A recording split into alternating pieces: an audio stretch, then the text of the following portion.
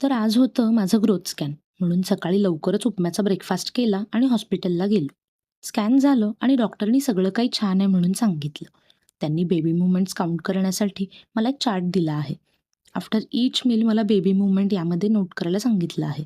मी डॉक्टरांना बाळाच्या आणि माझ्या वेट गेनबद्दल विचारलं, तर ते पण व्यवस्थित असल्याचं त्यांनी सांगितलं. त्यानंतर माझा गर्भसंस्कारचा क्लास मी अटेंड केला. क्लासमुळे खूप पॉझिटिव्ह आणि एनर्जेटिक वाटतं. यात योगा, प्राणायाम, ॲफर्मेशन्स आणि बरंच काही घेतात. आजच्या सेशनमध्ये नॉर्मल डिलिव्हरी व्हिज्युअलायझेशन होतं. खरंच खूप मस्त फिलिंग होती ती. त्यानंतर लंच केला. यात दोडका, पावट्याची आमटी, चपाती आणि सॅलड घेतलं.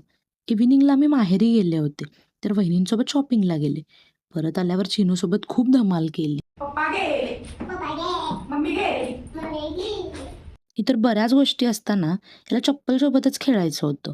रात्री मम्मीने पावभाजी बनवली होती, तर ती खाऊन मी आमच्या घरी परत आले.